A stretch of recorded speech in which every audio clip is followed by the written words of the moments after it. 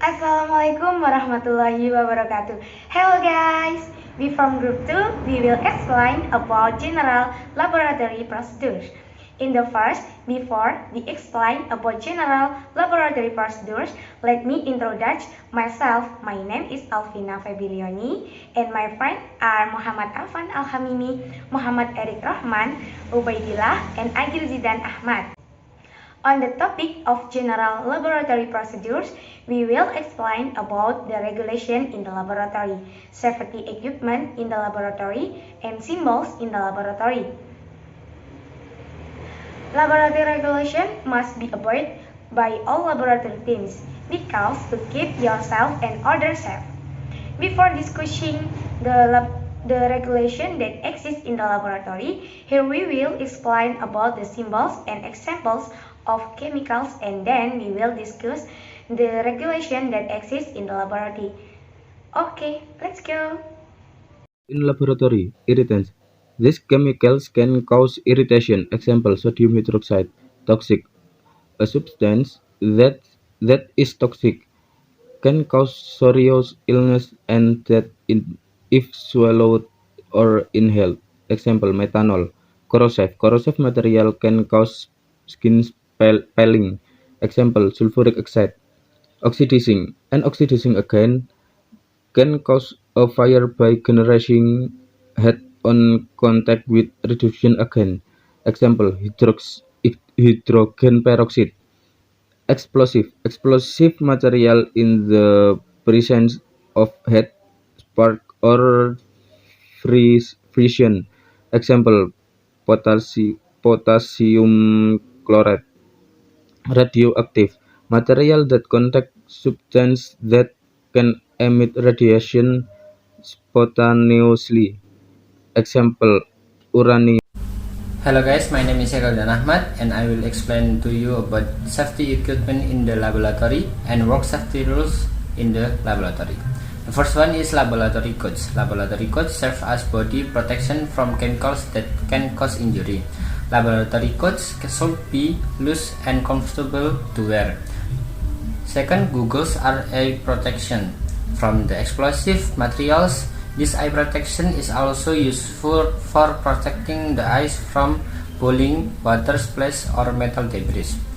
Third, laboratory rubber boots. Laboratory rubber boots can protect the wear feet from droplets that may stick to the floor, harmful chemicals, and infectious materials. Fourth, medical masks. Medical masks are used to protect the nose and mouth from inhaling or ingesting chemicals.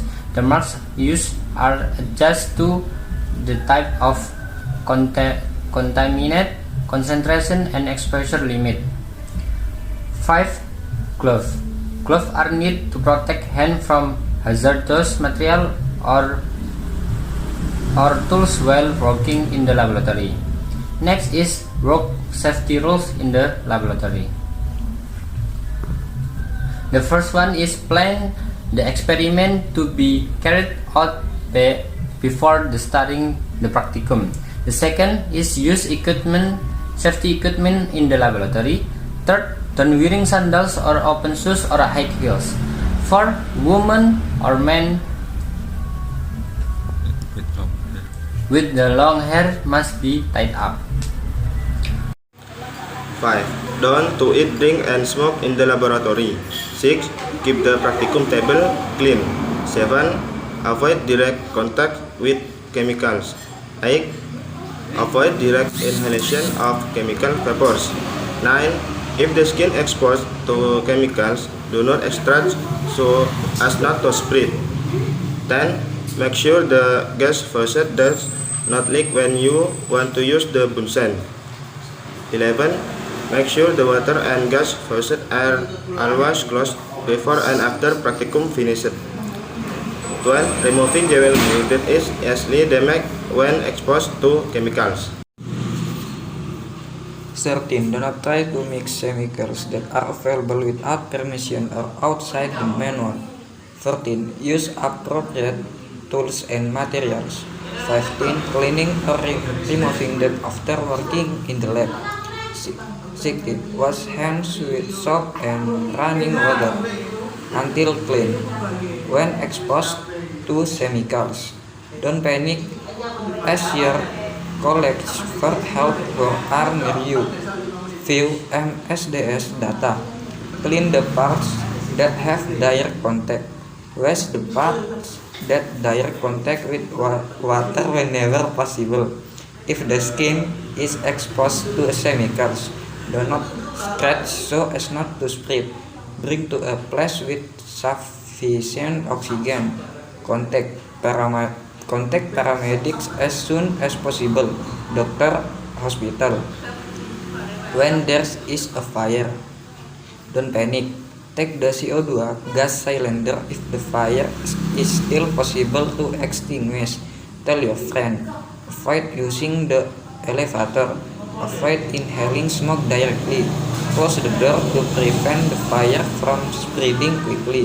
Don't forget, in tall buildings use emergency start. Call the fire brigade. Okay, thank you for your attention, and we will to say wassalamualaikum warahmatullahi wabarakatuh. Goodbye.